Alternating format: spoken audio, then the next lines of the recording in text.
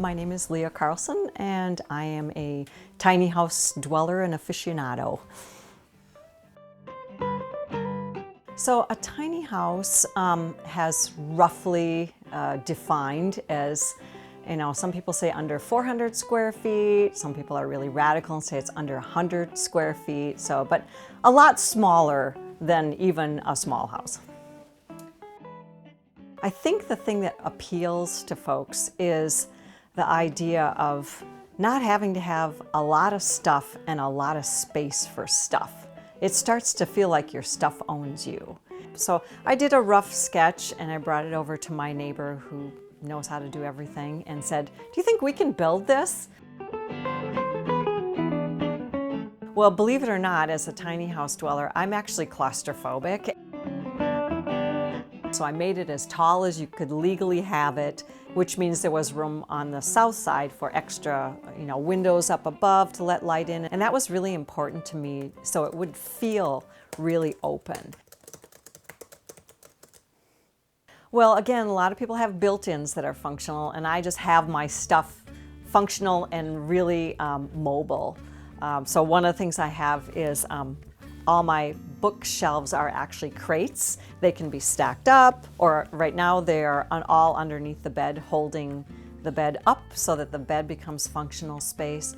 And how it's arranged today is just one way of arranging it. And part of why I am here is because I wanted to try and kind of go the next step in self-sufficiency and have a space to grow my own food and learn to, can and put stuff up and just see how much I could actually, do myself. I wanted to be off the grid with solar panels.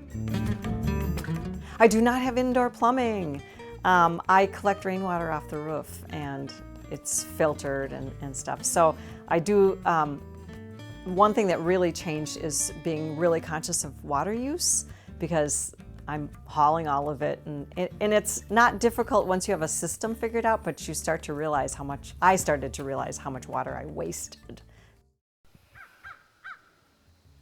I would say, there's a whole mixture of people, from folks who are interested in it to folks who are building one.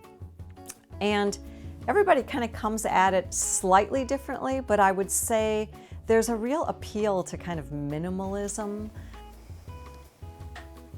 I live with the rule, if something comes in the front door, something else has to go out the back, because there's no room to add stuff. I don't want to, have a small cluttered space either. I want it to feel really good and open. And then there's all the discussion about put it on wheels, not on wheels, to have a loft, to have built-ins, to have modular, all of those things are lively discussions. It kind of behooves people to really read your zoning, before you start working on a project, and don't make any assumptions. I went through planning and zoning and everything that I needed to do, so it's all on the up and up. And it was initially on wheels, it's set down. I had to get a variance for the property, but the size was not an issue at the time. I believe since then there's now a minimum square footage, so that would be something to check.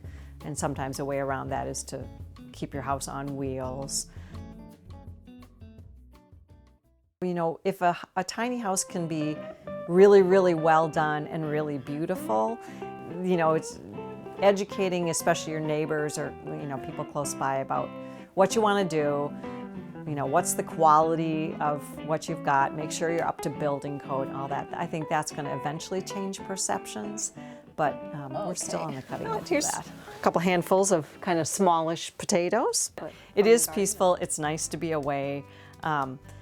I feel like I know every inch of this place, in part because I helped, design and build it, but in part because when your space is really small, you become really intimate with what fits where and how things go, and all of that kind of stuff. So your reaction of having, it feels so calm in here, I'd take that. It's comfortable like an old friend is.